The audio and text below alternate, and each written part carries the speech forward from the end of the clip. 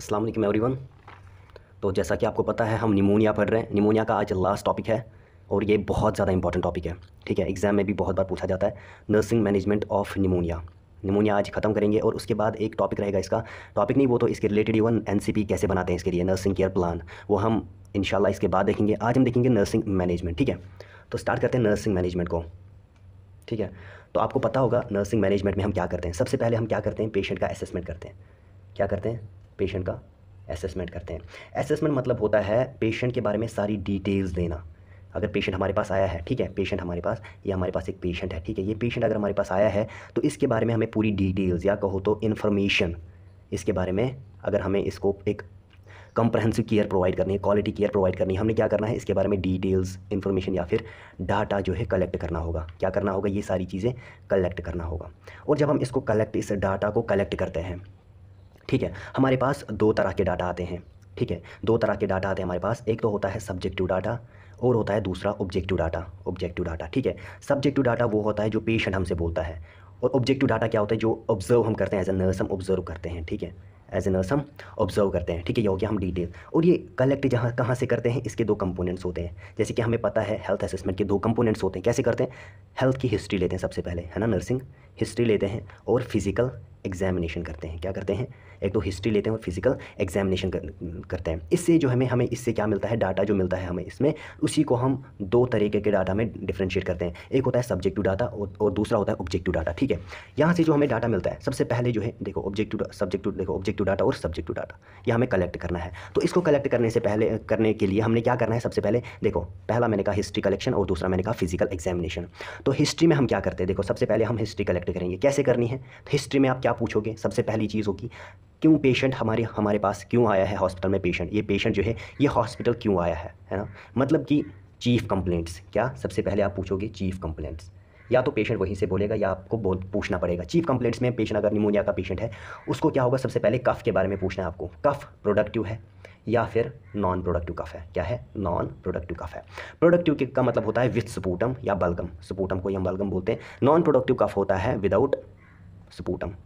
ठीक है, यहाँ तक समझ आया, बहुत आसान है। देखो मैंने क्या कहा, मैंने कहा सबसे पहले नर्सिंग असेसमेंट जब हम करते हैं, नर्सिंग असेसमेंट जब हम करते हैं, हम इन्फॉर्मेशन लेते हैं, डिटेल्स लेते हैं पूरी, या फिर डाटा लेते हैं पेशेंट का, कलेक्ट करते हैं। हम कैसे करते हैं, उसमें दो तरीके के होते हैं, सब्जेक्टिव डाटा जो पेशेंट हमसे बोलता है, ऑब्जेक्टिव डाटा जो हम खुद ऑब्जर्व करते हैं एज ए नर्स। ठीक है, as a nursing professional, as a nursing student. ठीक है, और ये कैसे हम डाटा कलेक्ट करते हैं, सबसे पहले हिस्ट्री लेते हैं पेशेंट की, पूरी हिस्ट्री लेते हैं, और दूसरा फिजिकल एग्जामिनेशन। इससे हमें डाटा मिलता है, वो ऑब्जेक्टिव होता है, और सब्जेक्टिव डाटा जो मैंने कहा क्या होता है।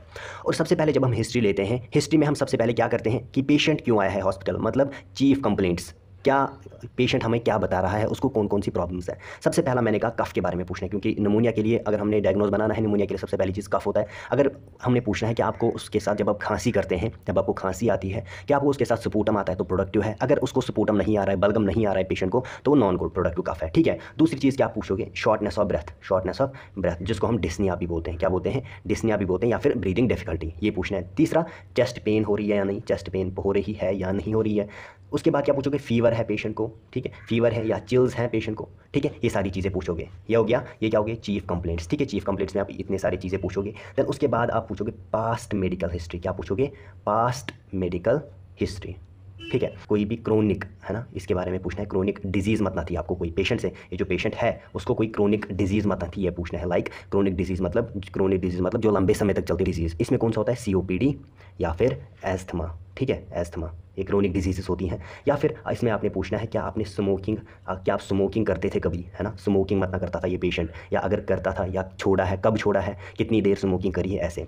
या फिर पूछना है रीसेंट, क्या आपने रीसेंट हॉस्पिटलाइजेशन हुई है या नहीं, हॉस्पिटलाइजेशन, क्या कि आप इससे पहले हॉस्पिटलाइज हुए हैं या नहीं, इस किसी भी रेस्पिरेटरी डिजीज़ के रिलेटेड, क्या आप कभी हॉस्पिटलाइज हुए हैं, क्या हॉस्पिटल में रहे हैं, या कोई भी मेडिकल ट्रीटमेंट लिया है। ठीक है, ये सारी चीज़ें। देन उसके बाद जो है पास्ट मेडिकल हिस्ट्री हो गई, इसमें आपने ये पूछना है क्रोनिक डिजीज, स्मोकिंग या रीसेंट हॉस्पिटलाइजेशन। देन उसके बाद जो है मेडिकेशन हिस्ट्री पूछोगे। क्या पूछोगे, मेडिकेशन हिस्ट्री के बारे में पूछोगे, मेडिकेशन हिस्ट्री। अब इसमें क्या पूछोगे, सबसे ज़्यादा ध्यान रखोगे, स्पेशली हम पूछते हैं इसमें एंटीबायोटिक्स के बारे में, है ना, एंटीबायोटिक्स ध्यान रखना इसमें, करंटली जो यूज़ कर रहा है, करंटली। ठीक है, करंटली अगर कोई एंटीबायोटिक्स ये ले रहा है या फिर इनहेलर्स ले रहा है, जो इंडिकेट करेगा कि हाँ पेशेंट को कोई भी रेस्पिरेटरी प्रॉब्लम है। ठीक है, देन उसके बाद आप क्या पूछोगे, कोई भी एलर्जीज़ के बारे में पूछोगे। एलर्जीज़ जो है, एलर्जीज़ का आप ध्यान रखोगे। इसमें क्या करोगे आप, किसी भी तरह की एलर्जी अगर पेशेंट को है, स्पेशली आप पूछोगे एलर्जी टुवर्ड्स द मेडिकेशन। अगर किसी भी मेडिकेशन के रिलेटेड पेशेंट को क्या है, कोई भी एलर्जी है, उसके बारे में पूछोगे, उसको ध्यान रखोगे। देन उसके बाद आप पूछोगे इम्यूनाइजेशन स्टेटस के बारे में। इम्यूनाइजेशन स्टेटस, इसका मतलब क्या है? इसका मतलब है अगर कोई भी जो इम्यूनाइजेशन हुई है पेशेंट को या नहीं हुई है, लाइक न्यूमोकोकल है ना, न्यूमोकोकल, या फिर इन्फ्लुएंजा वायरस के रिलेटेड इन्फ्लुएंजा वैक्सीन लिया है, न्यूमोकोकल वैक्सीन लिया है या नहीं लिया है, इसके बारे में आप पूछोगे। ये हो गया नर्सिंग हिस्ट्री, पूरा कंप्लीट मैंने आपको बता दिया क्या क्या देखना है आपने, ठीक है। ये होगी नर्सिंग हिस्ट्री। अब पढ़ते हैं फिजिकल एग्जामिनेशन। देखो ठीक है, ये हो गया, ये हिस्ट्री हो गई। अब फिजिकल एग्जामिनेशन के बारे में बात करते हैं। फिजिकल एग्जामिनेशन में सबसे पहले हम क्या करते हैं, हम वाइटल साइंस चेक करते हैं, ठीक है। वाइटल साइंस से हमें क्या पता लगेगा? सबसे पहले फीवर, है ना, फीवर के बारे में पता लगेगा। अगर मतलब टेम्परेचर इंक्रीज होगा, टेम्परेचर चेक करेंगे, फीवर के बारे में पता लगेगा। टैकीकार्डिया का मतलब क्या होता है? टैकी मतलब इंक्रीज्ड, कार्डिया हार्ट रेट यहाँ पे, ठीक है, इंक्रीज्ड हार्ट रेट, ये हमें इसके बारे में पता लगेगा। टैकिपनिया, क्या?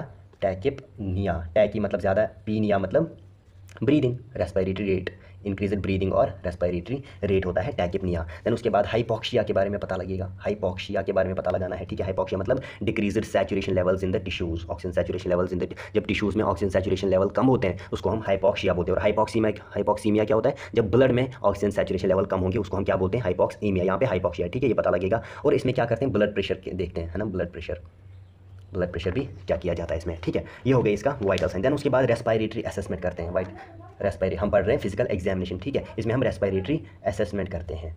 रेस्पिरेटरी असेसमेंट में हम क्या करते हैं? क्या पेशेंट एक्सेसरी मसल्स का यूज़ कर रहा है? देखो, क्या पेशेंट एक्सेसरी मसल्स का, या आपने नोट करना है, नोट करके रखना है कि कोई अगर ये पेशेंट है, क्या ये एक्सेसरी मसल जैसे डायफ्राम या फिर नेक मसल्स का यूज़ कर रहा है? कब? जब पेशेंट ब्रीदिंग कर रहा है, ठीक है। जब पेशेंट को इतना लेबर्ड ब्रीदिंग जिसको बोलते हैं हम, बहुत मुश्किल से क्या ये ब्रीथ कर रहा है, क्या ये एक्सेसरी मसल्स का यूज़ कर रहा है, जिसमें हमारे पास डायफ्राम आता है ना, डायफ्राम और नेक मसल्स, ठीक है, ये इन सब का यूज़ कर रहा है या नहीं, ठीक है, समझ आ रहा है। देन उसके बाद जो है, ठीक है, देन उसके बाद आपने क्या पूछना है? उसके बाद आपने चेक करना है साइनोसिस मतना है। क्या है साइनोसिस क्या होता है? Bluish discolouration of the skin. क्या होता है? ब्लूइश डिस्कलरेशन, क्या? Bluish discolouration of the skin, या फिर इसको नेल्स होते हैं, नेल बेड्स जो होते हैं, नेल बेड, है ना, क्या वो उनमें कोई भी कलर चेंजेस मत ना आए हैं, ये आपने चेक करना है। देन उसके बाद आपने देखना है ब्रीदिंग पैटर्न कैसा है। ब्रीदिंग पैटर्न को एसेस करना है, क्या ये नॉर्मल है या फिर एबनॉर्मल है, ठीक है, इसको चेक करना है। देन उसके बाद आपने क्या करना है? आपने स्टेथोस्कोप का यूज़ करके आपने क्या करना है? ऑस्कल्टेट करना है। ऑस्कल्टेट से क्या सुनोगे आप? साउंड सुनोगे जो विद इन द लंग्स होते हैं, लंग्स में प्रोड्यूस होते हैं। लाइक आप इसे एसेस कर सकते हो क्रैकल्स, है ना, क्रैकल्स, यूट्यूब पे बहुत सारे वीडियोस हैं इसमें क्रैकल साउंड कैसे होते हैं, है ना, ऐसे तो मैं बता नहीं सकता कैसे होता है। वीजिंग का मैं बता सकता हूँ, ये सीटी लाइक साउंड्स होते हैं। या फिर इससे आपको पता लगेगा क्या ब्रेथ साउंड जो है, जब पेशेंट ब्रीथ इन करता है तो वहाँ पे जो साउंड्स निकलते हैं क्या वो डिक्रीज्ड है या नॉर्मल है, ठीक है, इसमें आप ये एसेस कर सकते हो, ठीक हो गया। देन उसके बाद आप क्या करोगे? उसके बाद इसी में आप क्या करोगे? चेस्ट पेन जो है, अगर पेशेंट को चेस्ट पेन हो रही है उसकी लोकेशन देखनी है, कहाँ पे हो रहा है, और उसका नेचर देखना है, ठीक है। नेचर का क्या मतलब है? चेस्ट पेन में अगर चेस्ट पेन हो रही है, उसका नेचर देखने का क्या मतलब है? नेचर देखने का मतलब ये है कि कितनी पेन हो रही है, मतलब इंटेंसिटी देखनी है पेन की। और क्या देखना है? वो क्या हो रही है? वो रेडिएट मत ना हो रही है, क्या हो रही है? रेडिएट मत ना हो रही है टुवर्ड्स नेक पे मत ना जा रही है, या आर्म्स में मत ना जा रही है पेन, ये देखने रेडिएट है या एक ही जगह पे पेन हो रही है चेस्ट में खाली, ठीक है, ये आपने एसेस करना है। देन उसके बाद आप क्या करोगे? उसके बाद जो कफ कर रहा है पेशेंट, जो कफ कर रहा है उसके साथ स्पूटम आ रहा है या नहीं आ रहा है, वो आपने चेक करना है। और अगर स्पूटम पॉजिटिव है, अगर स्पूटम कफ के साथ आ रहा है तो उसका कलर कैसा है, उसका कलर आपने एसेस करना है, पता लगाना है। और टाइप ऑफ स्पूटम कैसा है वो आपने पता लगाना है। लाइक कलर उसका हो सकता है येलो, ठीक है, ग्रीन, ठीक है, ग्रीन हो सकता है, या फिर रस्ट कलर्ड हो सकता है। क्या हो सकता है? रस्ट कलर्ड हो सकता है, ठीक है, ये सारी चीज़ें आपने स्पूटम के बारे में देख लेना है। देन उसके बाद क्या करोगे? स्किन को देखोगे। स्किन में क्या देखोगे? स्किन की कंडीशन देखोगे। आपको पता होगा स्किन में हम क्या क्या देखते हैं। हम देख सकते हैं इसमें साइंस, क्या देख सकते हैं? Science of dehydration. हमें पता लगता है अगर डिहाइड्रेशन होती है तो क्या होता है? स्किन का टर्गर डिक्रीज होता है। क्या होता है? स्किन जो टर्गर होता है स्किन का, जो ओल्ड एज में सबसे ज़्यादा दिखता है, टर्गर जो है डिक्रीज हुआ होता है अगर डिहाइड्रेशन का अगर स्किन में कोई भी डिहाइड्रेशन होती है, या स्किन में कोई पेलर मतना है स्किन, ठीक है, कलर चेंज मतना है, साइनोसिस मतना है, हमने पहले ही बता दिया, ब्लूइश डिस्कलरेशन मतना है स्किन में, ठीक है, साइनोसिस देखना है। देन उसके बाद आप करोगे न्यूरोलॉजिकल असेसमेंट, ठीक है। न्यूरोलॉजिकल असेसमेंट में आप क्या देखोगे? आप देखोगे पेशेंट मतलब कन्फ्यूज्ड है, कन्फ्यूजन देखोगे पेशेंट का, कन्फ्यूज मतलब है पेशेंट, या फिर आप लेथर्जी, है ना, है ना। ये सारी चीज़ें किसकी होती है, अनकॉन्शियस पेशेंट की थोड़ी सी मतलब इंडिकेट करती है, या फिर जब ऑक्सीजन कमी होती है पेशेंट में, ऑक्सीजन सैचुरेशन प्रॉपर्ली ब्लड में नहीं होती है, तो ये कन्फ्यूजन लेथर्जी सारी चीज़ें जो है वहाँ पे हो सकती है। स्पेशली जब आप किन के बारे में ये देख सकते हो, स्पेशली ये चीज़ें आप किन में देख सकते हो, एल्डरली पेशेंट्स में, है ना। एल्डरली पेशेंट्स में ये सारी चीज़ें आप देख सकते हो। Sorry for the background noise, okay, उसको आप इग्नोर कर लेना, ठीक है। तो ये सारी चीज़ें अगर पेशेंट में होगी तो इससे इंडिकेट हो सकता है, it indicates that the patient will have hypoxia, decreased oxygen saturation in the tissues, ठीक है। अब ये सारा डाटा हमने यहाँ से कलेक्ट किया, देखा हमने क्या करा, हमने असेसमेंट करा, क्या करा, असेसमेंट हमने कंप्लीट कर दिया, असेसमेंट हो गया। अब क्या करना होता है, इसके बाद हमें कुछ नहीं करना होता, इसके बाद हमें जो है क्रिटिकल थिंकिंग करनी होती है। क्या करनी होती है, क्रिटिकल थिंकिंग करनी होती है। एज अ नर्सिंग स्टूडेंट और एज अ नर्स हमें क्या करना होता है, क्रिटिकल थिंक करके इस डाटा को, जो सब्जेक्टिव डाटा मिला, जो ऑब्जेक्टिव डाटा मिला, सॉरी यार हद है, जो भी ये डाटा मिला, सब्जेक्टिव डाटा, ऑब्जेक्टिव डाटा, जो हमें हिस्ट्री से मिला, किससे, हिस्ट्री प्लस फिजिकल एग्जामिनेशन, यहाँ से जो भी डाटा हमने मिला, इसको हम क्रिटिकल थिंकिंग करके हम इसका डायग्नोसिस बनाते हैं। मतलब कि मेडिकल टर्म्स में हम इसका डायग्नोसिस बनाना क्या मतलब है, इससे हमें प्रॉपर कंडीशन के बारे में पता लगता है। लाइक हमें पता है पेशेंट को क्या है, निमोनिया है, इस साइंस एंड सिम्टम्स से हमें पता लगा कि पेशेंट को निमोनिया है। अब हम इसको क्या करते हैं, डायग्नोसिस बनाते हैं, इस डाटा का यूज़ करके नर्सिंग डायग्नोसिस बनाते हैं। सबसे पहला डायग्नोसिस हमारा होगा, पहले याद रखना कि डायग्नोसिस के हमारे पास 3 कंपोनेंट्स होते हैं, ठीक है। एक तो होती है प्रॉब्लम, दूसरा इटियोलॉजी, और तीसरा जो है उसका साइंस एंड सिम्टम्स। जैसे यहाँ पे देखना, इंपियर्ड गैस एक्सचेंज, ये क्या है, ये प्रॉब्लम है। Related to alveolar capillary membrane change, ये क्या है, कॉजेज है या इटियोलॉजी है। एज एविडेंस्ड बाय, कैसे हमें पता लगता है, साइंस एंड सिम्टम्स से। एबनॉर्मल ब्रेथ साउंड्स होंगे, डिस्निया होगा, हाइपोक्सिया होगा, लो ऑक्सीजन सैचुरेशन होगा। ये हो गया पहला डायग्नोसिस। अब इसको ठीक करने के लिए हम इंटरवेंशंस लेते हैं, मतलब इसको ठीक करने के लिए जो हम स्टेप्स लेते हैं वो उनको इंटरवेंशंस बोलते हैं, ठीक है। पहला इंटरवेंशन क्या होगा, आप सप्लीमेंटल एडमिनिस्ट्रेशन करेंगे ऑक्सीजन की, जो प्रेस्क्राइब किया होगा डॉक्टर साहब ने, एबो 90% उसको मेंटेन करके रखेंगे ऑक्सीजन सैचुरेशन को। दूसरा, हम इस ऑक्सीजन सैचुरेशन को मॉनिटर करेंगे regularly using the pulse oximeter और एबीजी, जो एट्रियल ब्लड गैस एनालिसिस होते हैं, उसको एनालाइज करेंगे ताकि ऑक्सीजन स्टेटस को हम कंटिन्यूअसली एसेस कर सकें, ठीक है। और क्या कर सकते हैं, पेशेंट को सेमी फॉलर या फिर हाई फॉलर पोजीशन देंगे ताकि उसका लंग एक्सपेंशन प्रॉपर्ली एनहेंस हो, उसका लंग जो है प्रॉपर्ली एक्सपेंड कर सके और उसकी ब्रीदिंग जो है ईज हो, आसानी हो, उसको कोई भी ब्रीदिंग डिफिकल्टी ना हो। दूसरा डायग्नोसिस क्या है हमारा, दूसरा डायग्नोसिस होगा हमारा इंपियर्ड गैस एक्सचेंज। ये प्रॉब्लम है related to excessive mucus production, mucus production बहुत ज्यादा हो रहा है, इन्फ्लेमेशन हो रही है, ये क्या है, ये कॉजेज है, ये एटियोलॉजी है। और साइंस एंड सिम्टम्स क्या होंगे, as evidenced by persistent cough, sputum production and advantageous breath sounds, ठीक है, जिसमें क्रैकल्स और व्हीजेस आते हैं, ठीक है, एडवांटेजियस ब्रेथ साउंड्स। अब इसके लिए हम इस प्रॉब्लम को ठीक करने के लिए क्या क्या करेंगे, पहला करेंगे हम इंटरवेंशन, क्या करेंगे, हम पेशेंट को एनकरेज करेंगे टू परफॉर्म कफिंग, है ना, और deep breathing exercise to mobilise and secretions. Patient को हम एनकरेज करेंगे कफिंग के लिए और डीप ब्रीदिंग एक्सरसाइज के लिए, ताकि उसकी जो सिक्रीशंस है, जो एक्सेस म्यूकस है, वो मोबिलाइज होकर बाहर एक्सपेल आउट किया जा सके।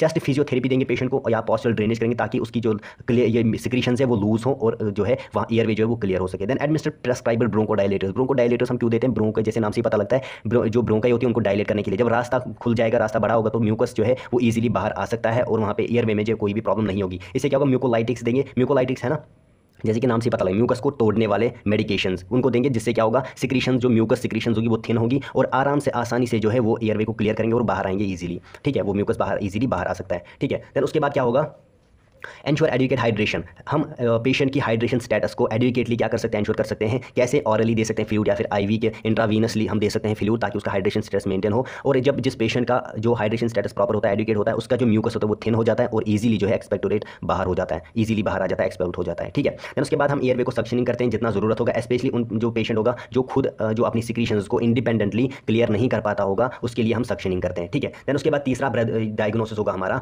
इनइफेक्टिव, प्रॉब्लम क्या होगी, इनइफेक्टिव ब्रीदिंग पैटर्न इनइफेक्टिव है, प्रॉपर्ली ब्रीदिंग नहीं कर पा रहा है, एबनॉर्मल ब्रीदिंग पैटर्न है, ठीक है। रिलेटेड टू, अब इसका कॉज क्या होगा, इन्फ्लेमेशन एंड पेन, वो पेशेंट को पेन हो रही है, इन्फ्लेमेशन हो रही है, जिसकी वजह से वो प्रॉपर्ली जो है ब्रीद नहीं कर पा रहा, ठीक है।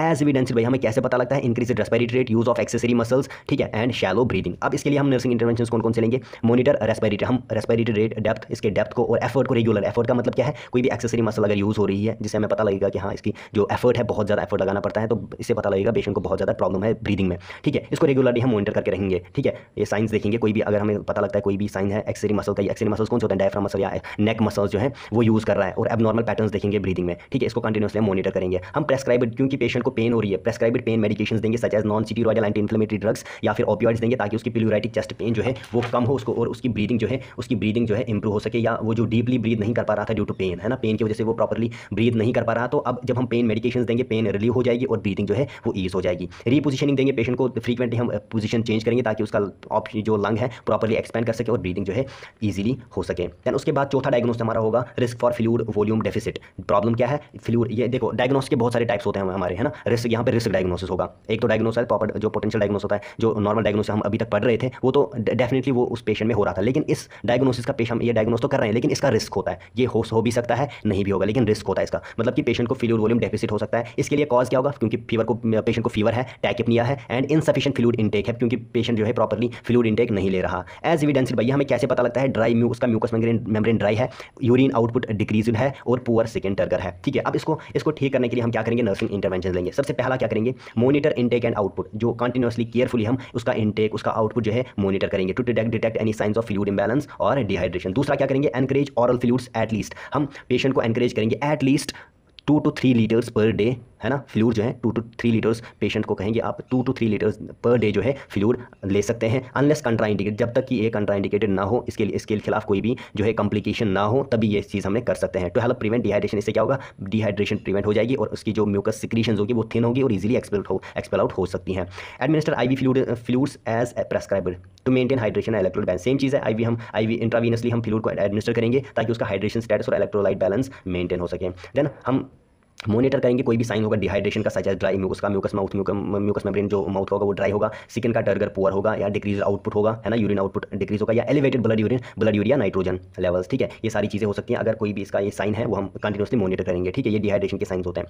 मॉनिटर वाइटल साइंस, उसके बाद हम वाइटल साइंस को भी मॉनिटर करेंगे क्लोजली, है ना, specially blood pressure and heart rate.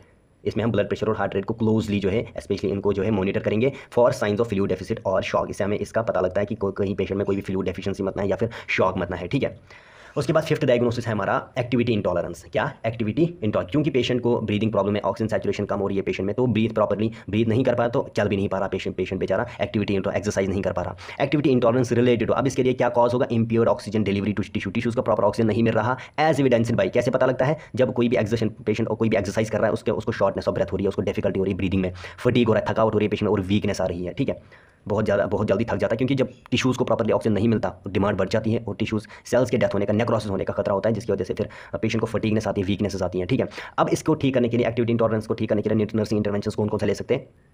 Assess the patient's response to activity, patient कोई भी एक्टिविटी कर रहा है तो हमने उसका रेस्पॉन्स देखना है। कैसे? ऑक्सीजन सैचुरेशन को मॉनिटर कर सकते हैं, हार्ट रेट देख सकते हैं, respiratory effort before, after and during the activity. Respiratory effort मतलब कि कोई भी अगर एक्सेसरी मसल्स यूज़ हो रहे हैं, जो मैं पीछे बात कर चुका हूँ, कोई भी एफर्ट दे सकते हैं इसका। ये हम पेशेंट का रेस्पॉन्स देखेंगे किसमें? एक्सरसाइज या एक्टिविटी लेवल में। ठीक है, जब पेशेंट एक्टिविटी कर रहा है तो हम मॉनिटर करेंगे उसका ऑक्सीजन सैचुरेशन, है ना, कितना इसको डीप ब्रीथ करना पड़ता है, कितना जो एफर्ट लगाना पड़ता है कोई भी एक्सरसाइज करने में, कोई भी ब्रीथ इन करने में। ठीक है, encourage energy conservation technique such as resting between the tasks, हम क्या एनकरेज करेंगे? एनर्जी कंजर्वेशन टेक्निक्स का यूज़ करेंगे। लाइक अगर वो काम कर रहा है, कोई भी टास्क पर परफॉर्म कर रहा है, तो हम बोलेंगे आप टास्क करो, या अब एक टास्क करो, एक काम करो। ठीक है, एक काम करो, उसके बाद बैठो, रेस्ट करो, उसके बाद या ठीक है उसके बाद फिर से काम करो।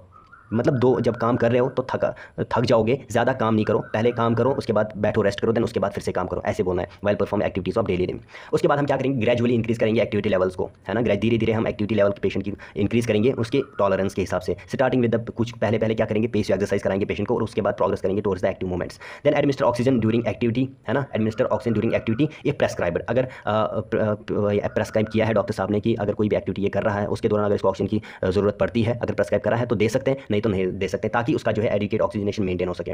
देन उसके बाद सिक्स्थ डायग्नोसिस क्या होगा? हाइपरथर्मिया। ठीक है, hyperthermia related to infection as evidenced by, कैसे पता लगता है? Elevated body temperature, flushed skin and sweating. Nursing interventions क्या करेंगे? मॉनिटर बॉडी टेम्परेचर को मॉनिटर करेंगे रेगुलरली, है ना, for example every 4 to 6 hourly to check if treatment is working. Rx मतलब ट्रीटमेंट, इससे हमें पता लगता है कि क्या हमारा ट्रीटमेंट जो हमने दिया वो वर्क कर रहा है और द कंडीशन इज वर्सनिंग, या फिर कंडीशन और ज़्यादा वर्स हो रही है, तो हमें इंटरवेंशंस चेंज करने होंगे। एडमिनिस्टर एंटीपायरेटिक्स, क्योंकि पेशेंट को फीवर हो सकता है, एंटीपायरेटिक्स देंगे सच एज एस्टामिनोफिन या फिर ibuprofen as prescribed to reduce fever. ठीक है, ये हो गया 6 डायग्नोसिस बना लिया हमने, नर्सिंग मैनेजमेंट हो गया पेशेंट का यहाँ पे कंप्लीट। ठीक है, तो अगर आपको वीडियो पसंद आता है तो वीडियो को लाइक करें, सब्सक्राइब करें और अपने दोस्तों के साथ ज़रूर शेयर करें, और अपनी राय कमेंट में ज़रूर लिखें कि कहाँ पे इंप्रूव करना चाहिए, और जो है अगर आपको कोई भी कन्फ्यूजन रहता है आप कमेंट सेक्शन में ज़रूर पूछ सकते हो। ठीक है, और नोट्स जो है इसके वो मैं आपको जो है टेलीग्राम चैनल की लिंक डिस्क्रिप्शन में दे दूंगा, वहाँ तो आप वहाँ से जो है उसको डाउनलोड कर सकते हो। ठीक है, तो मिलते हैं अगले वीडियो में अगली एक और डिजीज़ के साथ, तब तक के लिए खुदा हाफिज़।